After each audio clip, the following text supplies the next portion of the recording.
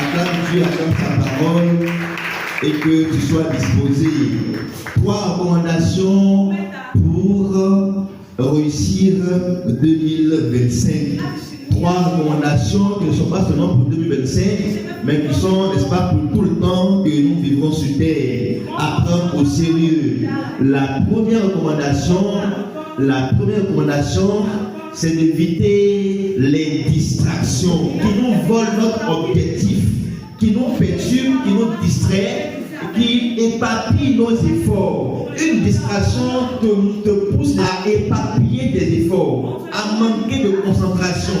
Une distraction a pour but de te recaler et de te maintenir à la même place. Quand tu es distrait, tu n'accompliras pas de bonnes choses, tu n'accompliras pas des projets. C'est pour ça qu'il faut éviter la distraction. Deuxième recommandation, il faut marcher dans la victoire que Jésus, n'est-ce pas, a acquis à la croix. Cette victoire, nous avons vu qu'il faut nous l'approprier, il faut, n'est-ce pas, la garder.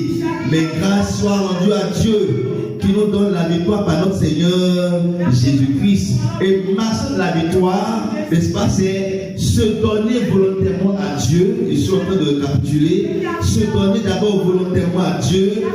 Marcher dans la victoire, c'est décider de rester attaché à Jésus-Christ, quelles que soient les situations. On n'accepte pas Jésus-Christ pour après le régner ou renoncer. On accepte Jésus-Christ pour rester avec lui pour toujours. Marcher dans la victoire, premièrement, c'est marcher par l'esprit, marcher guidé par l'esprit. Marcher dans la victoire, quatrièmement, c'est vivre guidé par la foi.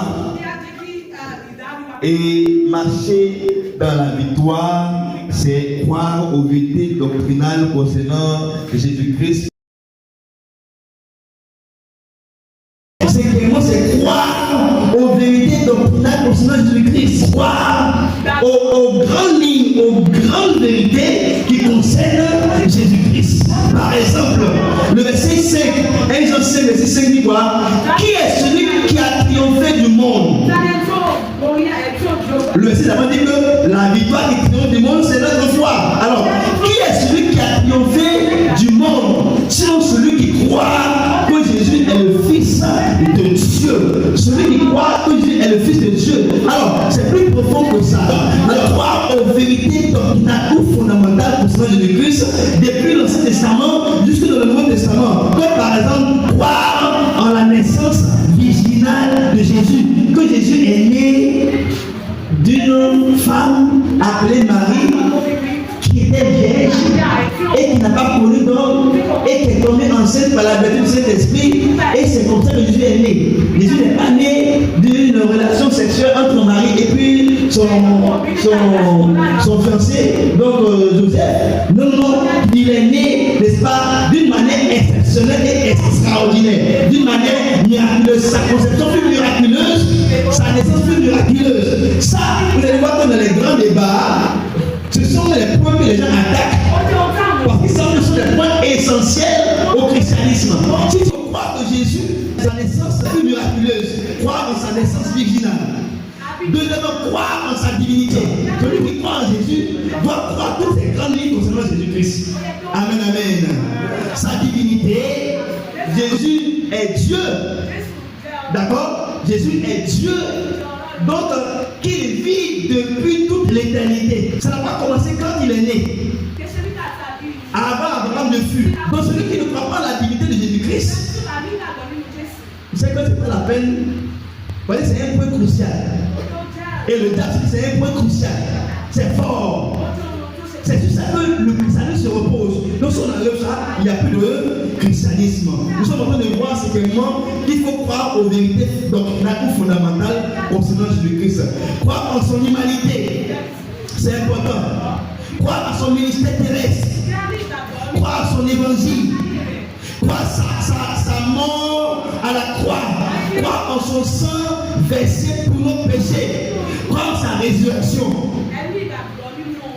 Croire qu'après sa résurrection, il a passé 40 jours après sa résurrection sur la terre, d'accord, de manière intermittente pour continuer d'enseigner ses disciples jusqu'à ce qu'il monte au ciel. Croire en sa montée au ciel, donc l'ascension. Croire en son ministère actuel. Et le ciel, il continue de faire quoi? Devrait pour nous, comme avocat, comme souverain sacrificateur, il continue, n'est-ce pas? Devrait pour nous. Il faut croire tout cela, il faut croire en son retour glorieux. Il viendra, il reviendra. Amen, amen. D'accord, il reviendra. Il fait tout sûr, il reviendra. C'est très important. Il viendra prendre son église. D'accord, avant de descendre l'esprit à terre, pour la suite, Jésus va revenir. Donc, quelqu'un qui veut marcher de la victoire, d'élever de la victoire, doit croire toutes les vérités doctrinales concernant Jésus-Christ. C'est bien des points qui cassent la tête. Non, parce que si tu casses la tête, que ce n'est pas la vérité. Il faut prier pour que tu comprennes. Amen, amen. C'est pour ça que Paul a trouvé bon de faire quoi? De rappeler cela à ses enfants de la foi. 1 Corinthiens, chapitre 15, à partir du verset 1. Je vous rappelle, frère, l'évangile que je vous ai annoncé, que vous avez reçu, dans lequel vous avez persévéré, et par lequel vous êtes sauvés, si vous le retenez dans les termes où je vous l'ai annoncé. Autrement, vous auriez cru en vain. Donc, si vous ne croyez pas en cet évangile, vous auriez cru en vain. Je vous ai enseigné avant tout, comme je l'avais aussi reçu, que Christ est mort pour nos péchés. Le résumé pour la définition de l'évangile, ça. Il est mort pour nos péchés selon les Écritures. Il a été enseveli et il est ressuscité le troisième jour selon les Écritures. Et il est apparu à ses faces. Puis les autres. Donc l'évangile, il faut le croire. D'accord? Parfois, quand vous lisez les textes bibliques et vous rencontrez le mot foi, le mot foi, ce n'est pas forcément conviction ou adhésion, mais c'est aussi à certains endroits, comme dans Jude, la foi c'est l'évangile. L'évangile, la totalité, tout ce que l'évangile regorge et renferme. C'est ça que nous parlons des vérités doctrinales. On